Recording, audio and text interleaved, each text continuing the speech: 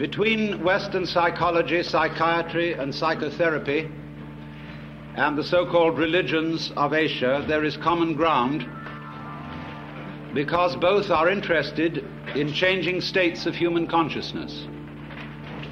Whereas institutional Western religion, Christianity, Judaism, and even Islam are relatively less interested in this matter. Western religions are more concerned with behavior, doctrine, and belief than with any transformation of the way in which we are aware of ourselves and of the world. But this matter concerns psychiatry and psychology very much. Only those states of consciousness which are not normal are usually treated in Western psychology as being in some way sick. There are, of course, exceptions to this, and there have increasingly been exceptions in the work of Jung and to some extent even of Grodek, of Prinzhorn, of more modern people, Rogers and Ronald Lang. Changing consciousness is often looked upon as a form of therapy. But in general, different states of consciousness from the normal are regarded as a form of sickness. And therefore, official and institutional psychiatry constitutes itself the guardian of sanity and of socially approved experience of reality. And very often it seems to me that reality appears rather much the way the world is seen on a bleak Monday morning. In this official doctrine, I might even say dogma, of what reality is. Because after all, we know that our science, such as it is of psychology, is founded in the scientific naturalism of the 19th century. And the metaphysical and mythological assumptions of that science still underlie a great deal of psychological thinking, in behaviorism eminently, but also to a large extent in official psychoanalysis. Indeed, one might say that psychoanalysis is based on Newtonian mechanics and in fact could be called psychohydraulics. Not that that analogy is altogether inappropriate, because there are certainly respects in which our psychic life flows and exhibits the dynamics of water. But of course we want to know what kind of water, and for the scientific naturalism of the 19th century, the basic energies of nature were considered to be very much inferior to human consciousness in quality. Ernst Haeckel, a biologist of that time, would think of the energy of the universe as blind energy. And correspondingly, it seems to me that Freud thought of the libido as essentially blind, unconscious energy, embodying only a kind of formless, unstructured, and insatiable lust. This is a generalization. Some modification in that thinking is, of course, possible. But the tendency is to regard all that which lies below the surface of human consciousness as being less evolved, because you must remember that this was also the time of Darwin's theories of evolution, of seeing the human mind as a fortuitous development from much more primitive forms of life, coming forth by purely mechanical processes, by natural selection and by the survival of the fittest. And therefore, man was in general seen as a fluke of nature, an embodiment of reason, emotion, and values, for which the more basic processes of nature had no sympathy and about which they did not care. If, therefore, the human race is to flourish, we must take charge of evolution, left to spontaneous process, but must be directed by human ingenuity, despite the fact that although our brains are capable of dealing with a colossal number of variables at once, our conscious attention is not.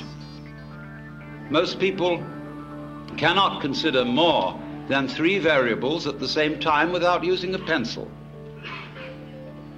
And this shows that in many ways the scanning process of man's conscious attention is very inadequate for dealing with the infinitely many variables, the multidimensional processes of the natural universe.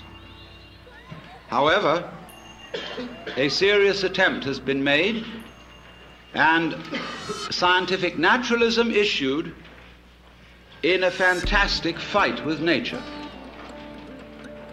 in this whole notion of the conquest and subordination of nature, which has, as a matter of fact, very ancient, non-scientific and biblical origins, with the idea of man as the head and chief and ruler of nature in the image of God. And the time has now dawned upon us all when our attempts to beat nature into submission are having alarming results, because we see that it's very dangerous to mess around with processes that we don't understand, that have enormous numbers of variables, and we begin to wonder whether we hadn't better let well enough alone. At the same time, although I said that Western psychology had more in common, or more common interest with Oriental religion than it does with Western religion, there is a sense in which psychiatry and psychotherapy are becoming the religion of the West. Psychoanalysis has much in common with the forms and procedures of institutional religion. There is, for example, apostolic succession, the passing down of mana, of qualified power to practice therapy, from the father founder, Sigmund Freud, through his immediate apostles, to an enormous company of archbishops and bishops, among whom there are, of course, as there were with Christianity, heresiarchs such as Jung and Grodek and Rank and Reich. And the heresiarchs are duly excommunicated and anathematized.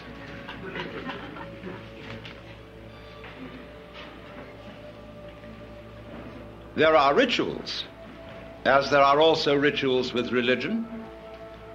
There is the sacrament of the couch. There is the spiritual discipline of free association. There is the mystic knowledge of the interpretation of dreams. And there are also the 2 great symbolic fetishes, the long one and the round one. Now, it's extraordinarily easy to make fun of all this. And we must not forget that we owe a tremendous debt to Freud, if for nothing else than pointing out that much of ourselves of which we are aware in terms of the conscious ego is not really ourselves. It is something superficial. However we find its nature, it is superficial. And the realities of human life are not under the gaze of its scanning process, at least not in the ordinary way. And that was a tremendous revelation. There's no question about that. But one sees troublesome signs when the doctrines and processes of psychiatry, psychoanalysis, and so forth become officialized. And I think Thomas Sass, in his books, The Myth of Mental Illness and The Manufacture of Madness, is pointing out something extremely important to us, which is that, in effect, the psychological official of today is the priest, and that he is beginning to exercise the same sort of controls over human life as were exercised by the church in the Middle Ages. So that a professor of psychiatry at Columbia or Harvard or Yale medical schools has today the same sort of intellectual respectability and authority as the professor of theology at the University of Toledo or Padua would have had in the year 1400. Now you must realize that the theologians of those days not simply believed in their cosmology and the theology, they almost knew it was true in the same way that our scientists know certain things to be true. Despite the fact that they change their opinions very often, while they hold them, they have in effect the force of dogma, as witness the anathematization of Velikovsky for his uncomfortable ideas. And therefore, there are heresies existing today which are persecuted in the same way as heresies were persecuted by the Holy Inquisition. And they are persecuted out of kindness, in exactly the same way that the Holy Inquisition persecuted heresy out of kindness and deep concern for human beings. That is unimaginable to us, but it was so. For after all, if you seriously believed that someone who did not hold the Catholic faith and who voluntarily rejected it would be tortured physically and spiritually forever and ever and ever in hell, you would resort to almost any means to preserve a fellow human being from such a fate, especially if the complaint or disease of heresy from which he suffered was infectious. You would first of all reason with him. And if he was not responsive to reason, you would resort to abuse and to forceful argument. And if he was not responsive to that, you would give him shock treatment and bang him about. If that didn't work, the thumbscrew and the rack and the Iron Maiden. And if that didn't work, as a last desperate resort, you would burn him at the stake in the pious hope that in the midst of those searing fires he would think better and make a last act of perfect contrition, and so be rescued from everlasting damnation. And you did all this in the spirit of this is going to hurt me more than it's going to hurt you, in the spirit of a surgeon who is very, very sorry indeed that he has to make you undergo this extremely painful operation. But it is in your best interests, and there really is at least a 50-50 chance that you may survive. And so, therefore, in perfectly scientific medical spirit, people may be very arbitrarily and without due process deprived of their civil rights, incarcerated in prisons that are in many cases much worse than prisons for criminals, and generally left to rot, be neglected and ignored, and when bumptious, given shock treatment or put in solitary confinement. For what? Because they have unorthodox and heretical states of consciousness. A lot of these people are not dangerous until provoked into being dangerous by being ignored, by being treated as machines, and in generally defined as non-human. And if you are defined as non-human, there's precious little you can do about it, because everything you say that sounds human will be taken as a kind of utterance of a mechanical man, as imitating humanness out of lunatic cunning. You will be suspicious. Everything you say will be listened to in a different way and with different ears. And you will have one hell of a time talking yourself out of it, because there really are no rules as to what one must do when incarcerated for having unorthodox consciousness. There is no clear road to repentance. And this is found likewise in jails, where people are incarcerated on 1 to 10 year sentences, as in places like Vacaville, California, where when I visited such prisons, young men have come to me in perfect desperation, saying, I don't know what's happened to me, because I want to live like a decent citizen. I know I've done things that are wrong, but I simply don't know what is expected of me here. If I try to do what's expected, they say I'm compliant. And that seems to be some sort of a sickness. Thomas Sass drew attention to this when he quoted a discussion of the types of school children who may very well need therapy. There were overachieving children. There were underachieving children. There were children who exhibited erratic patterns. There were children who were sort of dully mediocre. In fact, every sort of child can be given a diagnostic name for his behavior which sounds sick. As Jung once suggested, life itself is a disease with a very poor prognosis. It lingers on for years and invariably ends with death.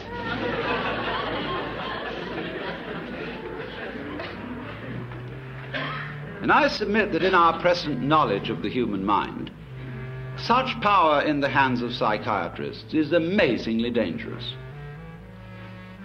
For I would suggest that today we know about as much concerning the human mind as we knew about the galaxy in 1300. And that while there are indeed individuals who are certainly able to perform psychotherapy, it is the sheerest arrogance for anybody to say that he is officially qualified to do so. We do not know how it is done, just as we do not know, really, how musical, artistic, and literary genius is done. You cannot really teach it. You can put the tools for doing these things into people's hands, and you can show them how to use the tools. But whether they will use those tools with genius is quite unpredictable. And this is above all true of the art of psychotherapy. We don't know how it's done. We've got some vague ideas. There probably are some people who, by reason of their mental derangement, are probably not qualified to perform it, because they are maybe out just to make other people into messes. But to say that there are certain standards and certain examinations that can be passed and certificates that could be issued, which do indeed qualify people for this work, is, I think, pernicious nonsense, and is used, of course, out of economic self-interest when those who consider themselves official therapists run into competition. The same was done by religion. I was talking, imagine it, to a Buddhist priest in Thailand some years ago. I was looking at some books in a bookshop in the precincts of a Buddhist temple.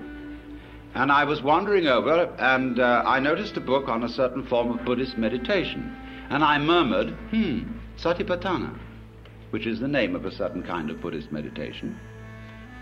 And a voice suddenly said to me, "You practice Satipatthana?" I looked up, and there was a skinny Buddhist monk in a yellow robe with rather red eyes looking at me. I said, not exactly Satipatthana. I use a different method. It's called Zen. Oh, Satipatthana, not Zen. I said, oh, well, it's something like it, isn't it? No. Well, it's rather like yoga, I said, isn't it? Not yoga. No. Satipatthana, different. Only right way. Well, look, I said to him, I have a lot of Roman Catholic friends who tell me that their way is the only right way. Who am I to believe? You know, I said, you're like someone who's got a ferry boat for crossing the river. I used the Buddhist simile.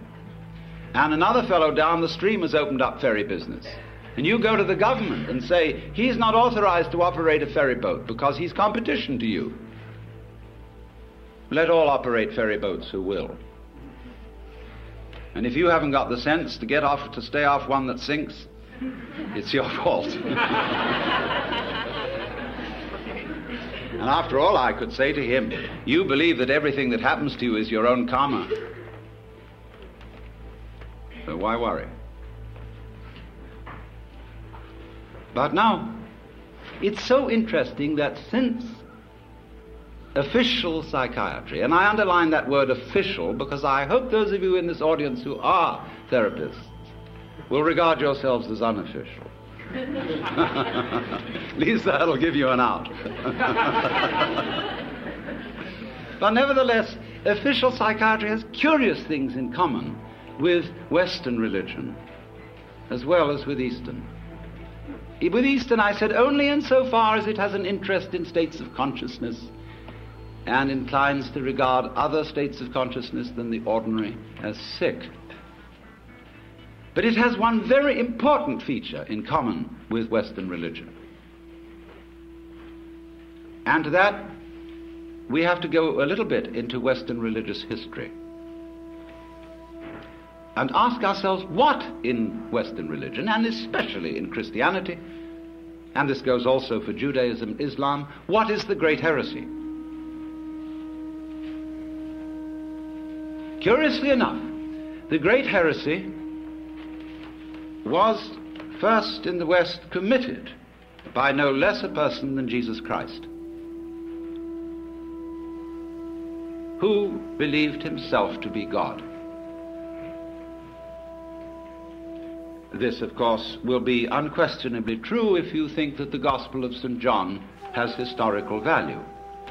It's a little vaguer in the Synoptic Gospels, but if you read the Gospel of St. John, there is absolutely no doubt about it, for he said, I and the Father are one. He who has seen me has seen the Father. Before Abraham was, I am. I am the way, the truth, and the life. I am the resurrection and the life. He said all that according to this Gospel. And that is something that in the Western world you are not supposed to say. And especially you are not supposed to believe it. And naturally it was very difficult for Jesus, because he was saying all this in the context of the Hebrew culture. And he tried to find language in the Hebrew scriptures with which to express his state of consciousness, because he had an unusual state of consciousness. As I read it, he had cosmic consciousness, otherwise known as mystical experience, otherwise known as moksha, nirvana, bodhi, satori, fana elvana, or what you will. And that happens to people. It has happened as far back as we know. It happens all over the world and in all cultures. We don't know very much about it. We don't really know ways in which to make it happen, because it seems to be of the nature of it that it is a spontaneous surprise. But it unquestionably happens. And most people keep their mouths shut about it when it does. I had a friend who, in the middle of having a stroke, had this illumination, and he said to me, I fear to speak to my friends of this, but it was the most beautiful experience. I shall never be afraid of death. In fact, I recommend everyone to have a stroke.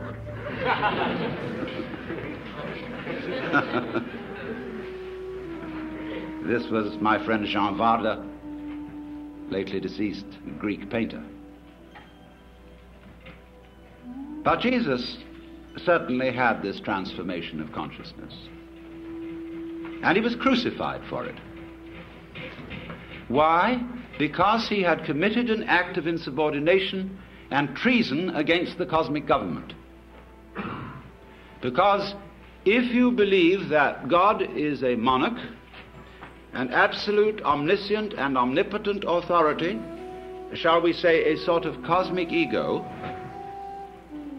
then to claim to be that is to introduce democracy into the kingdom of heaven, to usurp divine authority, and to speak in its name without proper authorization. And they asked Jesus, by what authority do you speak? Of heaven or of men? And he was tricky about answering that one. He said, by what authority did John the Baptist speak? And they were nervous about answering that one. He could have asked, by what authority did Isaiah speak, etc. Or Moses.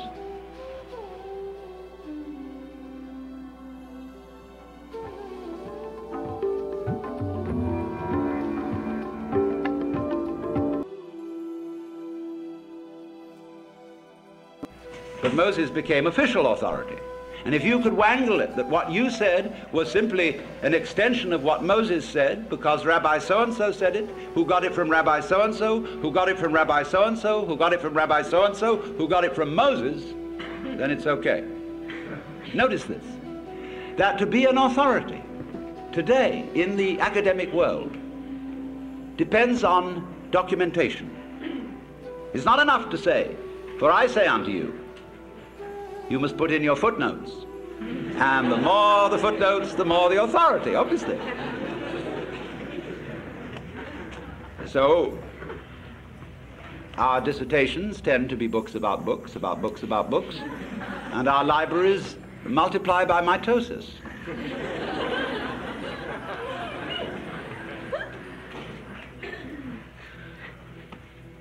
So, when somebody speaks as an authority, that means speaks as the author. That's all it means. It's a statement of which you are the author, and therefore for which you assume responsibility. That is to speak with authority. And to be original is likewise not to be freaky, but to speak from the origin. That is what Christians mean when they say to speak in the Spirit, to have your mouth possessed by the Holy Spirit, as they believe the mouth of Jesus was possessed by the Holy Spirit. So the gospel of Jesus, which of course was hushed up from its inception, was that wake up everybody and find out who you are. Asking that, again in the Gospel of St. John, they, pointing to his disciples, may be one, even as you, Father, and I are one. And when he was accused of blasphemy, the Jews took up stones to stone him, you know. And he said, many good works have I shown you from the Father, and from which of these do you stone me? And they said, for a good work we don't stone you, but for blasphemy, because you being a man make yourself God. Now listen to the reply. He said, is it not written in your law, I have said ye are gods? And if that is what the scripture says, it can't be denied. So why do you tell me I blaspheme because I say I am a son of God? No answer. Because I said I am a son of God. It doesn't say that in your King James translation. It says I am the Son of God. And you'll see the italicized, and you will think that that is for emphasis if you don't realize that passages in italics in the King James Bible are interpolations by the translators. In Greek, leaving out the definite article is equivalent of having the indefinite article. Oios to theou is a son of God, not oios to theou. So son of, in Hebrew and in Arabic, means of the nature of. When we call someone a son of a bitch, we mean bitchy. And so if you call someone a son of God, you mean divine, of the nature of God. As the Nicene Creed subsequently defined it, he is of one substance with the Father. But what happened was that this being blasphemy for the Jews, it became blasphemy for the Christians, for anyone else than Jesus to say it. They said, okay, baby, it was so with you, but there it stops. No more of this business. And as a result of that, Jesus was made irrelevant by pedestalization, by being kicked upstairs.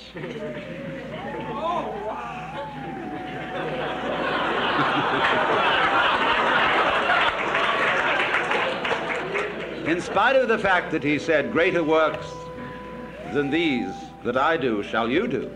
Oh no, upstairs with you, baby, because we just can't have that sort of thing going on in a monarchical universe. We're not going to have democracy in the kingdom of heaven.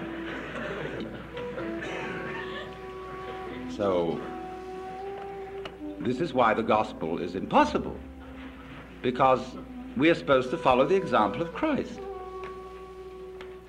where he says, for example, be not anxious for the morrow. Do not worry about what you shall eat, what you shall drink, and what you shall wear. God will take care of you. Doesn't he take care of the birds? Don't the flowers grow? They're wonderful. They're crazy. They're great. What are you worrying about? I've never heard a sermon preached on that. Never. Because it's totally subversive. The economy would crash.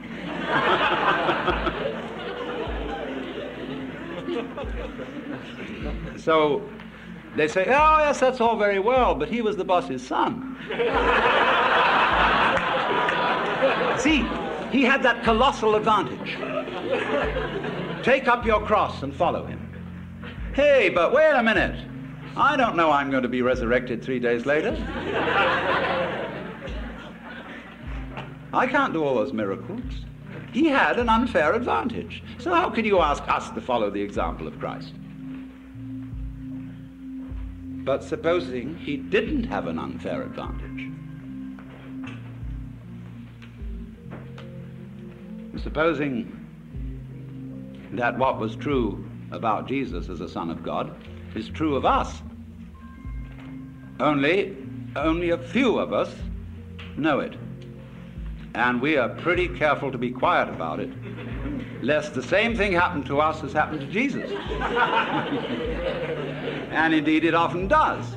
And you know, you get these people from Arkansas or Texas or anywhere in the Bible Belt who never heard of the Upanishads, and they have this cosmic consciousness experience, and they realize that that's what happened to Jesus. They say, I'm Jesus, come back. Well, everybody says to them, you aren't Jesus. It's pretty obvious you're not Jesus. You're just Joe Dogs.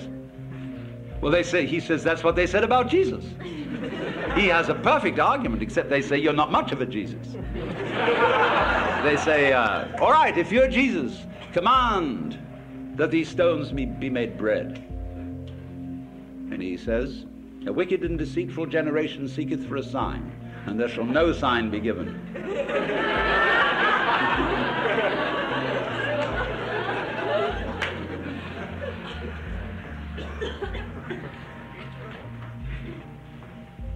Now, why talk about this? Is it interesting? Is it important for the human being to realize that in some sense of the word, whatever it means, he is God or one with God, as is plainly taught by the Hindus, hinted at by the Buddhists, only they don't like to put it out as a concept, in case people will use the concept as an idol to hang on to. They want you to find out for yourself and not believe in it. And certainly the Taoists understand it, the Sufis understand it, a lot of people understand it. But so what?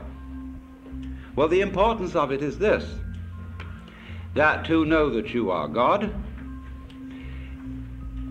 is another way of saying that you feel completely with this universe. You feel profoundly rooted in it and connected with it. You feel, in other words, that the whole energy which expresses itself in the galaxies is intimate. It is not something to which you are a stranger, but it is that with which you, whatever that is, are intimately bound up. That in your seeing, your hearing, your talking, your thinking, your moving, you express that which it is which moves the sun and other stars. And if you don't know that, if you don't feel that, well, naturally you feel alien, you feel a stranger in the world, and if you feel a stranger, you feel hostile. And therefore, you start to bulldoze things about, to beat it up, and to try and make the world submit to your will, and you become a real troublemaker. So I feel also one reason why you become hostile is that feeling that you were just brought into this place, that your father and mother went up to some monkey business that they probably shouldn't have done, or it was bad rubber goods, and as a result of this, here you are, and you didn't ask to be here. Well, you always feel you can turn around and blame them. You can blame somebody. You can blame the government. You can blame the rascals. You can blame the cheaters. Always supposing you yourself aren't a rascal, which is long odds. You always can blame someone and say, I didn't ask for it. Take it away. And yet, very few people are all too ready to take it away. Camus said that the only serious philosophical problem is whether or not to commit suicide. And if you don't say take it away, what are you going to do? You've really got to assume responsibility for it. You've got to say yes to what happens. It's my karma. And that doesn't mean merely, there are many misinterpretations of the doctrine of karma. It's usually and popularly understood is that what happens to you, either fortunate or unfortunate, is the result of good or bad deeds in a previous life. Well, that's popular superstition. The real meaning of karma, the word in Sanskrit means simply doing. And if I say of an event it is your karma, it is saying it is your doing. So the exposition, a book which would expound karma, would be not so much a whodunit as a youdunit. But that seems fantastic.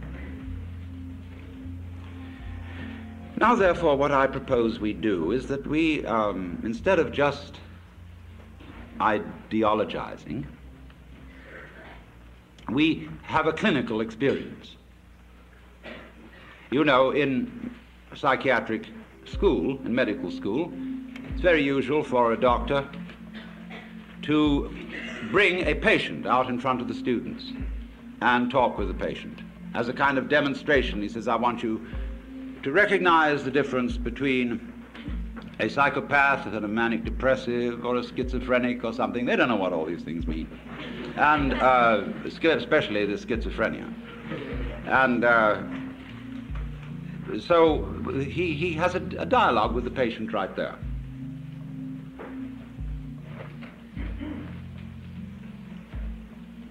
So let us suppose that I'm the patient, and you are the students and the doctors. And I suffer from what you would call the delusion that I'm God. And therefore, you might want to do something about me, or with me, or humor me, or ask me questions.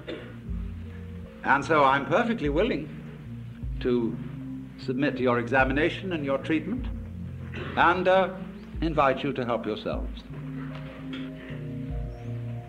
When did you become God? Now. Will you marry me? No.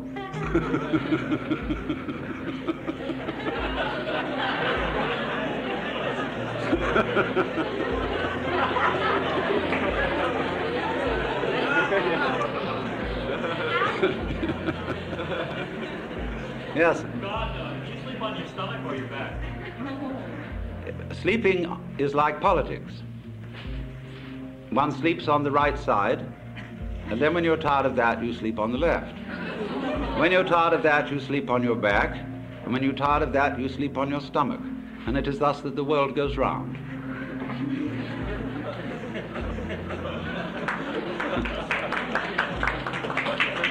If you were God now, what were you yesterday? Now, How do you become God? you don't become God. Am I also God? Yes. Are we then the same person? No. What is God? Remember, 3 persons, but 1 God.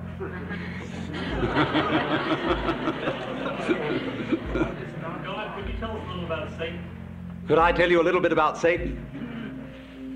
Yes. Although the matter is a little esoteric, but I told you all about it in the book of Job, where you will see that in the court of heaven, Satan is the district attorney. He is not, as Christians imagine, the enemy of heaven and the enemy of mankind. He's merely the person who sees the bad side of things and carries out the dirty work. And therefore, he saw Job and wondered whether Job really was as great a guy as he seemed to be, and suggested that God should appoint a committee of investigation to find out.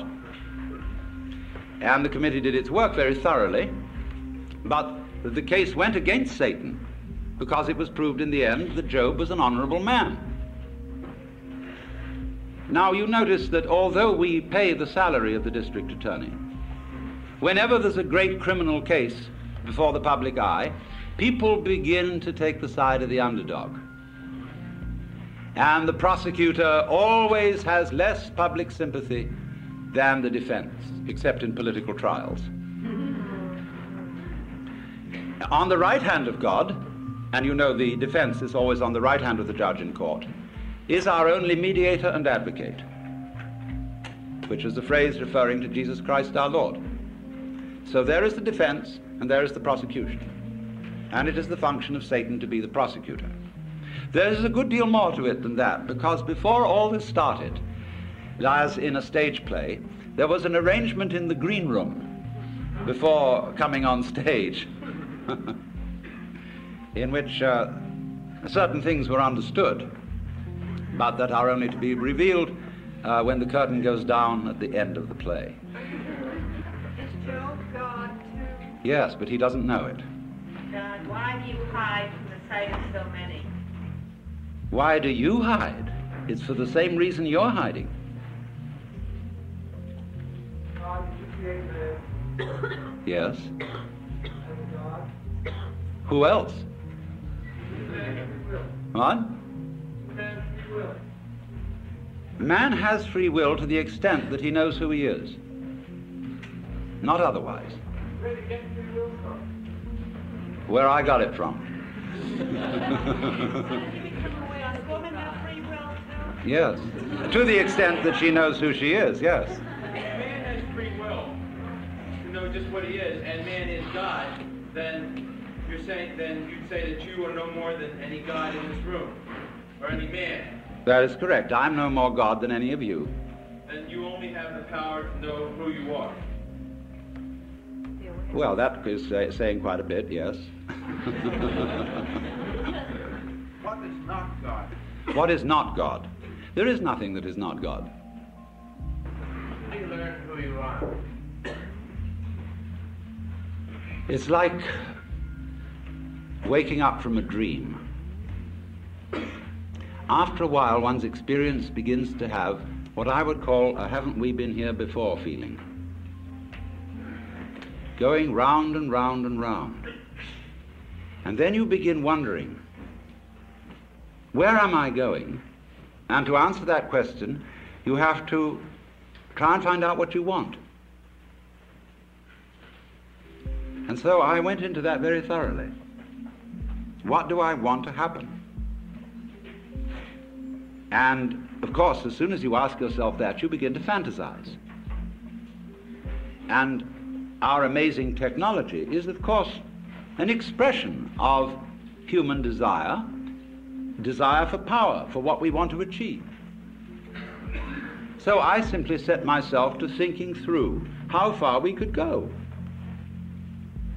And so I soon found myself at a great push-button place where I had a fantastic mechanism with buttons available for every conceivable thing I could wish.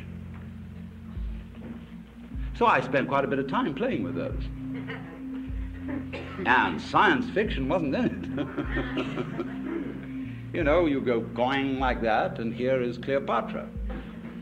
And so on, you know, and then press this button, symphonic music in 4-channel sound, 16-channel sound, anything, you know, all possible pleasures are available. And when, you know, you're like everybody's dream of the Sultan in the palace, you suddenly notice there's a button labeled surprise. You push that, and here we are.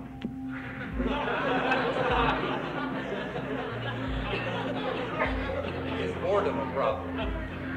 Yes, boredom is, of course, the problem. Boredom is the other side of creativity.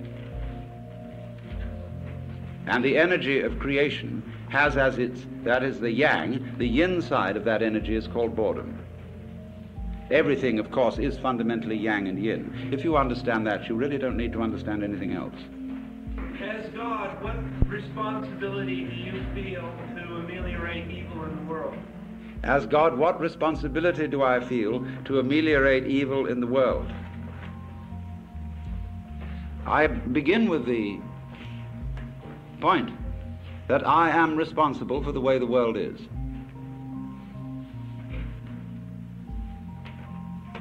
If I couldn't feel that, I'd have to blame somebody else.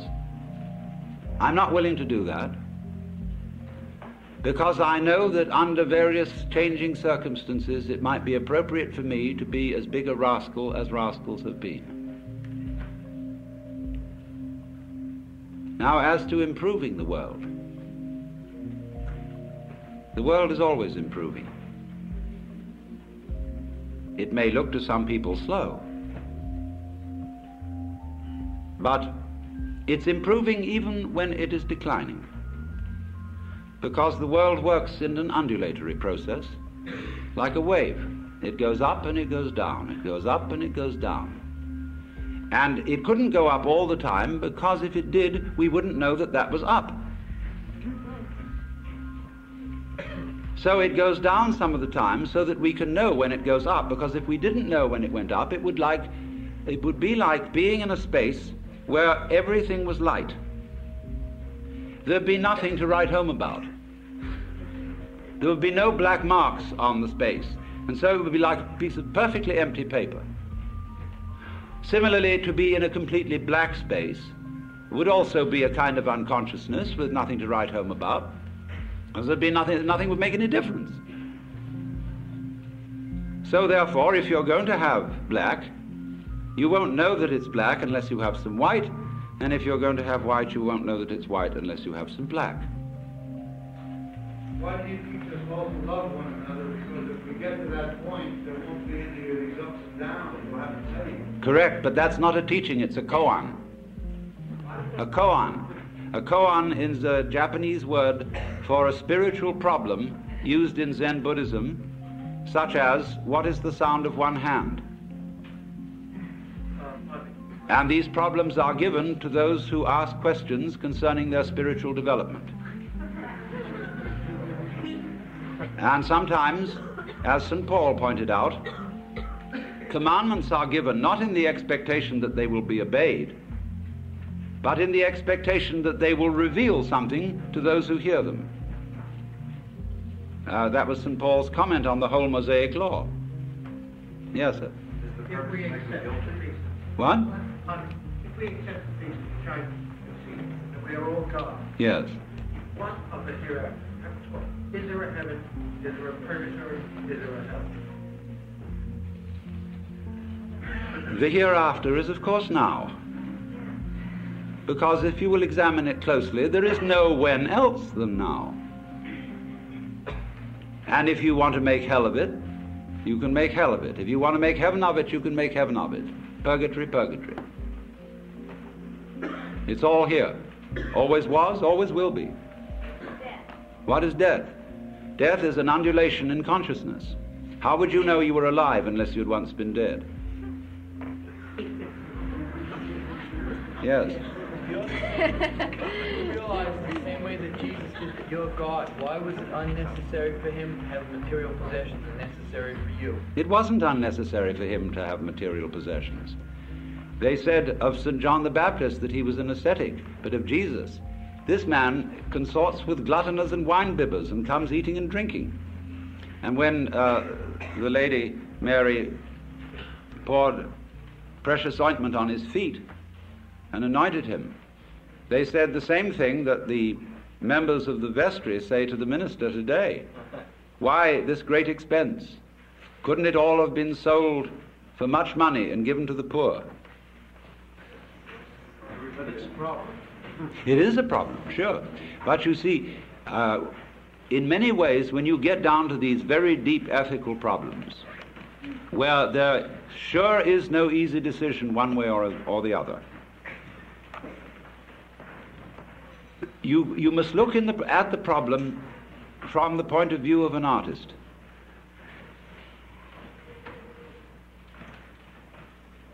Which way of doing this is in some sense greater? It may be better to go off with a bang than with a whimper.